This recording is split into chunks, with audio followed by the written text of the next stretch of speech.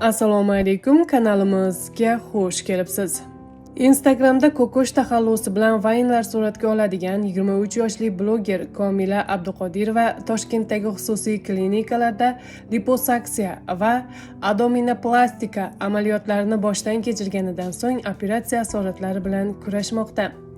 Men 3-mart kuni abdominoplastika va liposaksiya operatsiyalarini qildirgandim. Shu bilan 25 kundan buyon yotibman. Operatsiyaning ertasi kuni qornimdagi qora dog'ni ko'rib shifokordan bu nima deb so'rasam, gematoma deb javob berishdi. Ya'ni qon talash bo'lib qolgan. Ketadi deyishdi. Shu bilan oradan 25 kun o'tdi, lekin qora dog' ketmadi. Shundan so'ng xavotirlanib, boshqa doktorlarga murojaat qildim. Ular esa bu nekroz, zudlik bilan qarating deyishdi. Keyin men bularga aytib janjal qilganimdan so'ng e'tibor qaratishdi. Qora joyini olib tashlanglar dedim. U narsa olib tashlangandan keyin hozir qornim ochilib yotibdi. Meni apparatga ulab qo'yishgan. Sizlardan iltimosim, bu klinikaga umuman kelmanglar.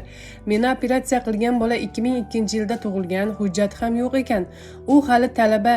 Operatsiya xonasiga umuman kirishi mumkin emas ekan. Qo'pol qilib aytganda ular qassoblik qilishdi. Bu klinikaga qo'lingizni bog'latish uchun ham kelmang, deydi Komila Abduqodirova.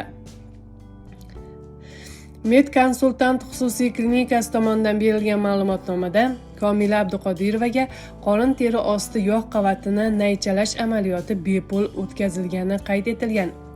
Amaliyotdan keyingi davolanish jarayonida bemorga berilgan tavsiyalarga ko'chaga chiqmaslik, mashina haydamaslik, energetik ichimliklar ichmaslik, rivoya qilmasligi oqibatida jarohat sohasida yallig'lanish va terida taxminan 5-6 santimetrli to'qima nekrozi yuzaga keldi.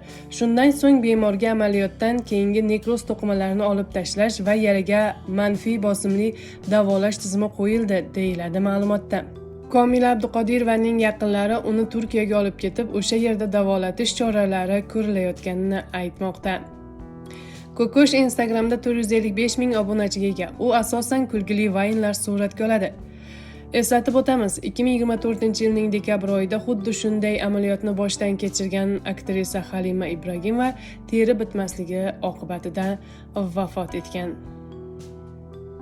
Kanalimizni kuzating va yulduzlar hayotidagi eng so'nggi yangiliklardan xabardor bo'ling.